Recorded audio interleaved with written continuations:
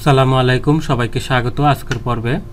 আজকের পর্বে থাকছে ঢাকা কর অঞ্চল 24-এর নিয়োগ বিজ্ঞপ্তি সম্পর্কে। কর কমিশনের কার্যালয় ঢাকা, বিজ্ঞপ্তির তারিখ 9 মে 2024। তো এই ঢাকা কর কমিশনের কার্যালয়ের সার্কুলার বিস্তারিত জানার জন্য সম্পূর্ণ ভিডিওটি দেখতে থাকুন।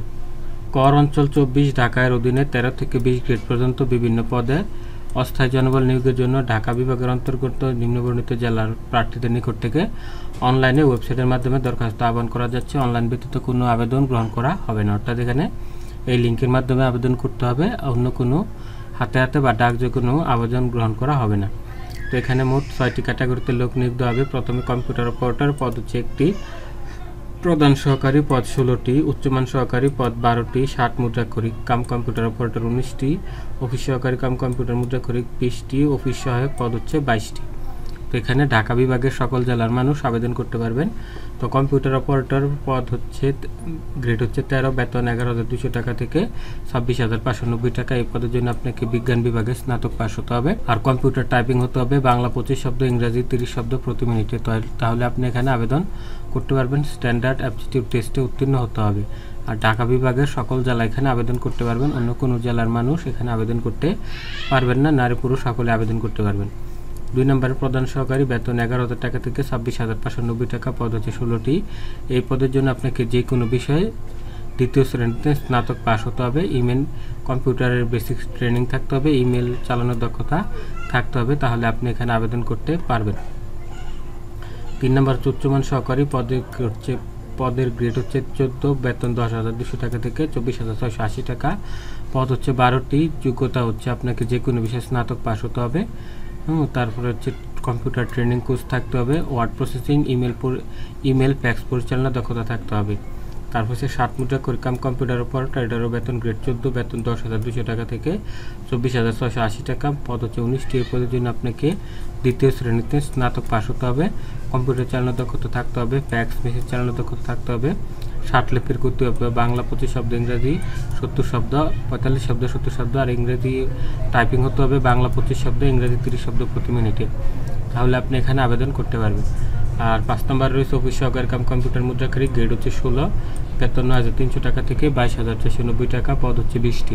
এখানে আবেদনের জন্য আপনাকে 2য় বিভাগে উচ্চ মাধ্যমিক পাস হতে হবে। এইচএসসি পাস হলে আবেদন করতে পারবেন। পয়েন্ট হতে হবে 2.50 হলে আপনি এখানে আবেদন করতে পারবেন। নারী পুরুষ সকলে আবেদন করতে পারবেন। কম্পিউটার টাইপিং হতে হবে বাংলা ইংরাজি 20 শব্দ প্রতি মিনিটে। ঠিক আছে, এটা খুবই সহজ, আপনারা সহজে করতে পারবেন। তারপরে সর্বশেষ অফিস সহায়ক পদ হচ্ছে 22টি।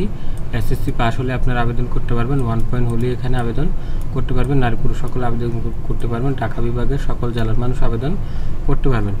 তো এই 6টি ক্যাটাগরিতে আপনারা আবেদন করে নিতে পারেন। আমাদের কাছ থেকে আবেদন করার জন্য স্ক্রিনে দেওয়া নাম্বারে কল করতে পারেন। অনেকে এখানে শর্ত দেওয়া আছে। প্রথম হচ্ছে প্রার্থীর বয়স হতে হবে 18 থেকে 30 বছর, তবে 60 মুদ্রাক্ষরিক ও কম্পিউটার অপারেটর পদের জন্য বিভাগীয় প্রার্থীদের জন্য 40 বছর হলে আবেদন করতে পারবেন।